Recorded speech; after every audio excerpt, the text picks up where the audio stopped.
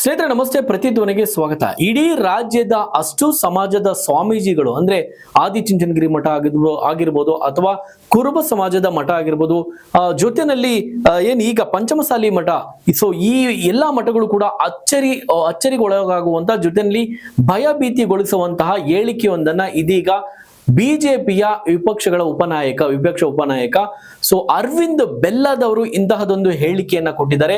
ಎಲ್ಲಾ ಸ್ವಾಮೀಜಿಗಳಲ್ಲೂ ಕೂಡ ಜಾಗೃತಿ ಜೊತೆಯಲ್ಲಿ ಭಯವನ್ನ ಹುಟ್ಟಿಸಿದೆ ಇವರ ಹೇಳಿಕೆ.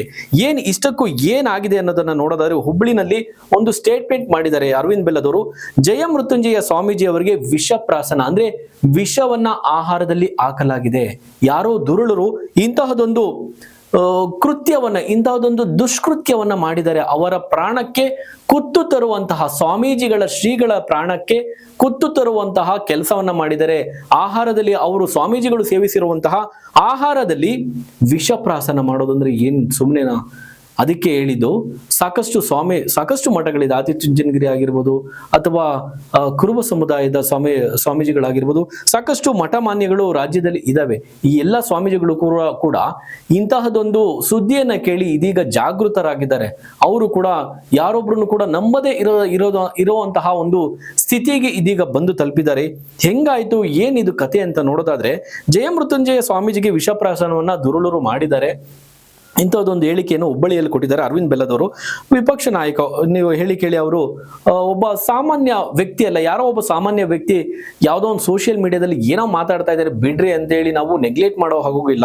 ಸೊ ಅರವಿಂದ್ ಬೆಲ್ಲದವರು ವಿರೋಧ ಪಕ್ಷದ ಉಪನಾಯಕ, ಸೊ ಇವರು ಹೇಳ್ತಾ ಇದ್ದಾರೆ ಅಂದ್ರೆ ಇವರ ಮಾತನ್ನ ಗಂಭೀರವಾಗಿ ತೆಗೆದುಕೊಳ್ಳಲೇಬೇಕು. ಶ್ರೀಗಳ ಆಹಾರಕ್ಕೆ ಶ್ರೀಗಳನ್ನ ಮುಗಿಸುವ ಯೋಚನೆಯಿಂದೇನೆ ಈ ಒಂದು ಅಂದ್ರೆ ನೋಡಿ, ಎಂತಹ ಆಘಾತಕಾರಿ ಸುದ್ದಿ ಅಂದ್ರೆ ಎಲ್ಲ ಸ್ವಾಮೀಜಿಯವರು ಕೂಡ ಈ ಮೂಲಕ ಅಲರ್ಟ್ ಆಗ್ಲೇಬೇಕು. ಎಲ್ಲೆಲ್ಲಿ ಯಾರ್ಯಾರು ಇದ್ದಾರೆ, ಯಾರು ನಂಬೋದು ಯಾರನ್ನ ಬಿಡೋದು ಕಲಿಗಾಲ ಕಣ್ರಿ ಇದು.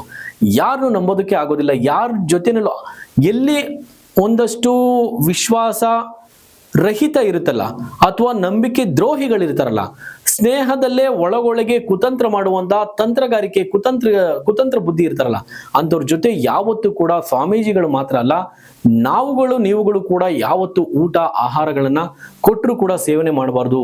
ಎಲ್ಲೋ ಒಂದ್ ಕಡೆ ಹಿತಶತ್ರುಗಳು ಕೂಡ ಇರ್ತಾರೆ. ಕಚೇರಿಯಲ್ಲಾಗ್ಲಿ, ಮನೆಯಲ್ಲಾಗ್ಲಿ ಅಥವಾ ಕುಟುಂಬದಲ್ಲಾಗ್ಲಿ ಇಂತಹ ವಿಷಪ್ರಾಶನವನ್ನ ಮಾಡುವಂತಹ ಒಂದ್ ರೀತಿ ವಿಶ್ವಾಸ ದ್ರೋಹ ಅಥವಾ ಒಳಗಡೆ ಇತ್ಕೊಂಡೇನೆ ಕುತಂತ್ರ ಮಾಡ್ತಾರಲ್ಲ, ಸೊ ಅಂತವ್ರು ಪ್ರತಿಯೊಂದು ಘಟ್ಟದಲ್ಲೂ ಕೂಡ ಇಂಥವ್ರು ಇದ್ದೇ ಇರ್ತಾರೆ. ಸೊ ಹಾಗಾಗಿ ಎಲ್ಲಿ ನಿಮಗೆ ಅನುಮಾನ ಬರುತ್ತೆ ಅಂತವ್ರನ್ನ ದೂರ ಇಡೋದೇ ಒಳ್ಳೇದು. ಹಾಗಾಗಿ ಬೇರೆ ಬೇರೆ ಸ್ವಾಮೀಜಿಯವರು ಕೂಡ ಈ ಪ್ರಕರಣದಿಂದ ಇದೀಗ ತಡವಾಗಿ ಎಚ್ಚೆತ್ಕೊಂಡಿದ್ದಾರೆ. ನೋಡಿ, ಸ್ವಾಮೀಜಿಯವರನ್ನ ಮುಗಿಸೋದಕ್ಕಂತಾನೆ ಈ ರೀತಿ ವಿಷಪ್ರಾಶನ ಮಾಡಲಾಗಿದೆ ಎನ್ನುವಂತ ಹೇಳಿಕೆಗಳನ್ನ ವಿಧಾನಸಭೆಯ ವಿಪಕ್ಷಗಳ ಉಪನಾಯಕ ಅರವಿಂದ್ ಬೆಲ್ಲದವರು ಕೊಡ್ತಾರೆ ಅಂದ್ರೆ ಅದು ಸಾಮಾನ್ಯ ಸಂಗತಿ ಅಲ್ಲ. ಶ್ರೀಗಳ ಆಹಾರಕ್ಕೆ ವಿಷವನ್ನ ಹಾಕಿ ಅವರನ್ನ ಇನ್ನಿಲ್ಲ ಎನ್ನುವಂತ ಮಾಡೋದಕ್ಕಂತಾನೆ ಈ ರೀತಿ ಮಾಡಿದ್ದಾರೆ. ಯಾರಪ್ಪ ಮಾಡಿದ್ರು? ಸ್ವಾಮೀಜಿಗಳಿಗೆ ಯಾರಂತಹ ಶತ್ರುಗಳು ಇರ್ತಾರೆ ಅಂದ್ರೆ ಖಂಡಿತವಾಗ್ಲೂ ಇದ್ದೇ ಇರ್ತಾರೆ. ಎಲ್ಲ ಕೂಡ ಒಳಗಿನವರೇ. ನೀವು ಯಾರೋ ಹೋಗಿ ವಿಷಪ್ರಾಶನ ಮಾಡೋದಕ್ಕೆ ಸ್ವಾಮೀಜಿಗಳಿಗೆ ಆಗೋದಿಲ್ಲ. ಯಾಕಂದ್ರೆ ಇಂತಹ ನೀಚ ದುಷ್ಕೃತ್ಯ ಮಾಡೋದು ಜೊತೆಲಿರೋರೆ, ಒಳಗಡೆ ಇರೋರೆ ಮಾಡೋದಕ್ಕೆ ಸಾಧ್ಯ ಅಂತ ಹೇಳ್ಬೋದು. ಶ್ರೀಗಳಿಗೆ ಫುಡ್ ಪಾಯ್ಸನ್ ಅಂತೇಳಿ ಶ್ರೀಗಳು ಅಡ್ಮಿಟ್ ಆಗ್ತಾರೆ ಮಠಕ್ಕೆ. ಅಂತಹ ಸಂದರ್ಭದಲ್ಲಿ ಸ್ವಾಮೀಜಿ ಏನಾಗಿದೆ ಅಂತ ಅರವಿಂದ್ ಬೆಲ್ಲದವರು ವಿಚಾರಿಸಿದಂತಹ ಸಂದರ್ಭದಲ್ಲಿ ಸ್ವಾಮೀಜಿಯವರು ಅಚ್ಚರಿ ಪಡುವಂತಹ ಒಂದು ಹೇಳಿಕೆಯನ್ನ ಕೊಡ್ತಾರೆ. ಈ ರೀತಿ ಫುಡ್ ಪಾಯ್ಸನ್ ಆಗಿದೆ ಅಂತೇಳಿ ನಾನು ಅಡ್ಮಿಟ್ ಆದೆ, ಬಟ್ ಯಾರೋ ನನಗೆ ವಿಷವನ್ನ ಹಾಕಿದ್ದಾರೆ ಎನ್ನುವಂತಹ ಹೇಳಿಕೆಯನ್ನ ಜಯಮೃತ್ಯುಂಜಯ ಸ್ವಾಮೀಜಿಯವರು ಹೇಳ್ತಾರೆ.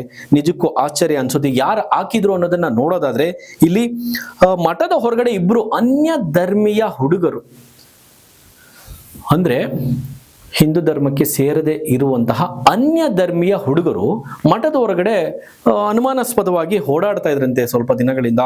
ಈ ಜೊತೆನಲ್ಲಿ ಏನ್ ಮಾಡ್ತಾ ಇದ್ರು ಅಂದ್ರೆ, ಹೋಗೋರು ಬರೋರ್ದೆಲ್ಲ ವಿಡಿಯೋಸ್ ತಗೊಳ್ಳೋದು, ಜೊತೆನಲ್ಲಿ ಅವ್ರ ಬಗ್ಗೆ ಮಾಹಿತಿಗಳನ್ನ ಕಲೆ ಹಾಕೋದು ಕೂಡ ಈ ಇಬ್ರು ಹುಡುಗರು ಕೂಡ ಮಾಡ್ತಾ ಇರ್ತಾರೆ.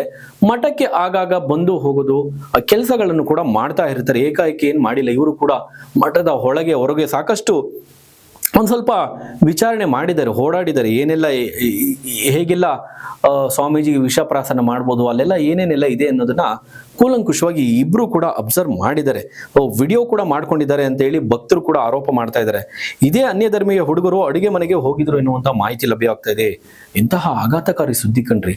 ಮಠದಲ್ಲಿ ಇಂತಹ ಒಂದು ಪ್ರತಿಷ್ಠಿತ ಮಠದಲ್ಲಿ ಈ ಅನ್ಯ ಧರ್ಮೀಯ ಹುಡುಗರು ಅಡಿಗೆ ಮನೆಗೆ ಹೋಗಿ ವಿಷಪ್ರಾಸನ ಮಾಡೋದು ಅಂದ್ರೆ ಎಂತ ನೋಡಿ. ಅಲ್ಲೂ ಕೂಡ ಯಾವುದೇ ಮಠ ಆಗ್ಲಿ ಒಂದಷ್ಟು ಮುಂಜಾಗ್ರತೆ ವಹಿಸ್ಬೇಕಾಗುತ್ತೆ. ಯಾರನ್ನು ಕೂಡ ನಂಬಾರದು. ಮಠದಲ್ಲೂ ಕೂಡ ಇದು ಮಠದ ಲೋಪ ಅಂತ ಹೇಳಿದ್ರು ಕೂಡ ಬಹುಶಃ ತಪ್ಪಾಗ್ಲಿಕ್ಕಿಲ್ಲ.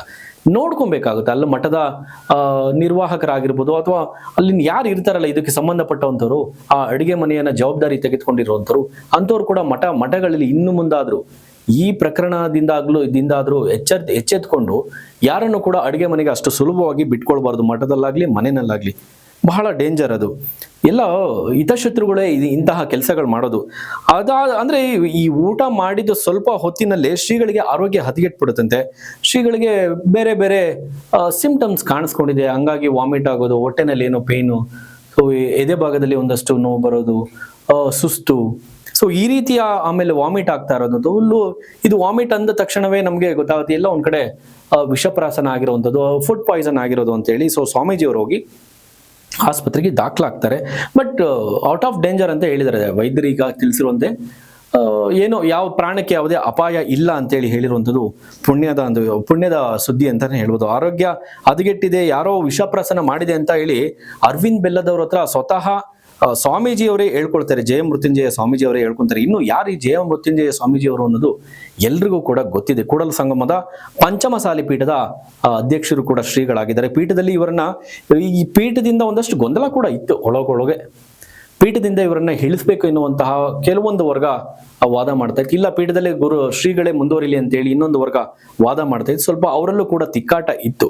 ಸಮಾಜಕ್ಕೆ ಇನ್ನು ಈ ಶ್ರೀಗಳು ಏನ್ ಮಾಡಿದ್ರು ಅನ್ನೋದನ್ನ ಜಯ ಮೃತ್ಯುಂಜಯ ಸ್ವಾಮೀಜಿಗಳು ಏನ್ ಮಾಡಿದ್ರು, ಪಂಚಮಿ ಪೀಠ ಒಂದು ಪೀಠಕ್ಕೆ ಇವರ ಸಮಾಜಕ್ಕೆ ಕೊಡುಗೆ ಏನು ಹೋರಾಟ ಮಾಡಿದ್ರು ಅನ್ನೋದನ್ನ ನೋಡೋದಾದ್ರೆ, ಸಮಾಜಕ್ಕೆ A2 ಮೀಸಲಾತಿಯನ್ನ 2A ಮೀಸಲಾತಿಯನ್ನ ಕೊಡ್ಬೇಕು ಅಂತೇಳಿ ಹೋರಾಟಗಳನ್ನ ಮಾಡ್ತಾರೆ. ಜೊತೆಯಲ್ಲಿ ಕೇಂದ್ರ ಸರ್ಕಾರದಲ್ಲೂ ಕೂಡ ಒತ್ತಾಯ ಮಾಡ್ತಾರೆ. ಕೇಂದ್ರ ಸರ್ಕಾರಕ್ಕೂ ಕೂಡ ಒತ್ತಾಯ ಮಾಡ್ತಾರೆ.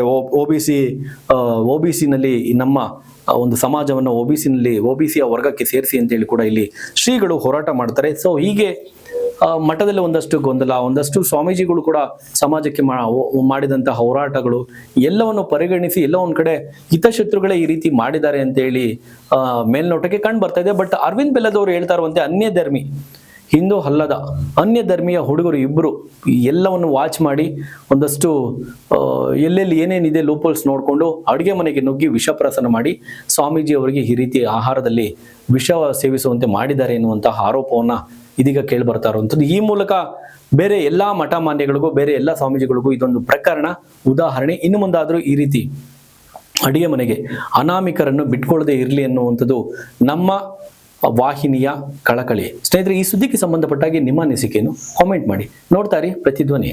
ಹೆಚ್ಚಿನ ವಿಡಿಯೋಗಳಿಗೆ ಪ್ರತಿಧ್ವನಿ ಯೂಟ್ಯೂಬ್ ಚಾನೆಲ್ ಸಬ್ಸ್ಕ್ರೈಬ್ ಮಾಡಿ, ಬೆಲ್ ಐಕಾನ್ ಕ್ಲಿಕ್ ಮಾಡಿ.